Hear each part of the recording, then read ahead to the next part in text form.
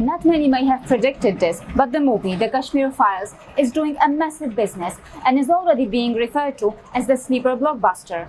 As far as countries like Pakistan and Malaysia are concerned, Indian movies are loved or enjoyed by many. Not only that, the movie The Kashmir Files also seems to be very important, as leaders in Pakistan, Malaysia and Turkey have frequently claimed that they have so much love or concern for Kashmiris. Regarding the Kashmir Files, the Pakistani newspaper, the Express Tribune, chose to publish words like propaganda or propaganda film, and it actually quoted Indians or Indian publications that described the film that way. It also mentioned that several Indian publications found the film to have made a compelling case for Kashmiri pundits. I should also mention that many media outlets in Pakistan have been almost silent about this film, which seems to be very baffling, as many Pakistanis or some Pakistani leaders often claim to have a lot of love and solidarity for Kashmiris. Of course, like everyone else, Pakistanis also have the right to like, dislike, criticize or reject any film, but why is it that many Pakistanis seem to be nervous about the Kashmir Files' growing popularity? Don't these Pakistanis claim that they love Kashmiris, as many of them waste no opportunity when it comes to showing their solidarity regarding the suffering of Kashmiris? So why ignore the plight of these Kashmiris? Why not popularize this film in Pakistan too? Or are they afraid that the movie might show the side of Kashmir that many peace-loving Pakistanis might have no clue about, and it may end up changing or influencing the way the average Pakistani thinks about Kashmir? Or are there some other reasons?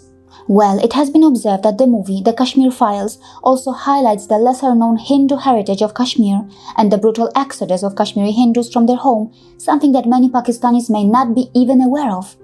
As far as Malaysia is concerned, a while ago, Reuters observed that Bollywood films are popular in Malaysia, but then let's not forget that it is Malaysia that chooses which Indian movies to show and which Indian movies to ban.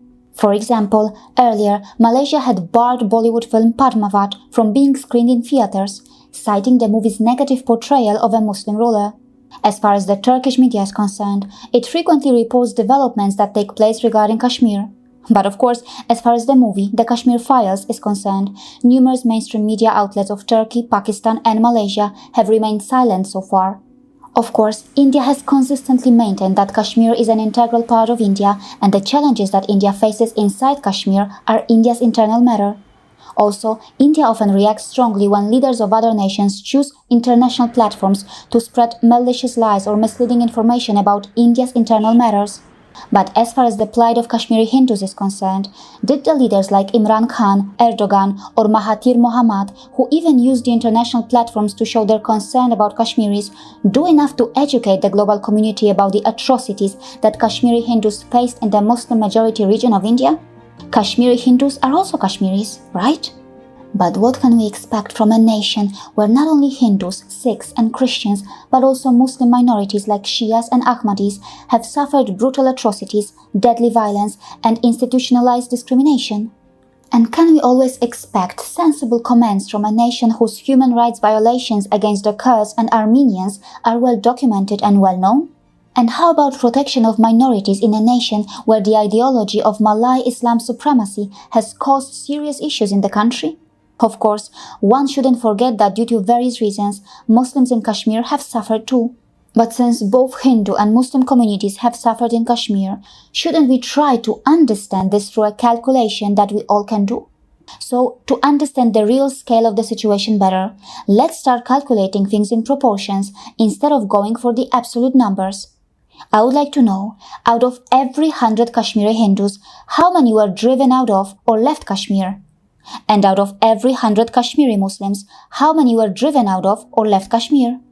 Who has paid the price and why? Of course, we know that a movie cannot be a peer-reviewed academic paper, but at least it seems that the Kashmir Files has the emotion that can encourage some of us to pursue this subject academically. Without favoring any religion or community, shouldn't we do our best to protect human values and give a voice to those who have been voiceless, ignored or forgotten? See you again.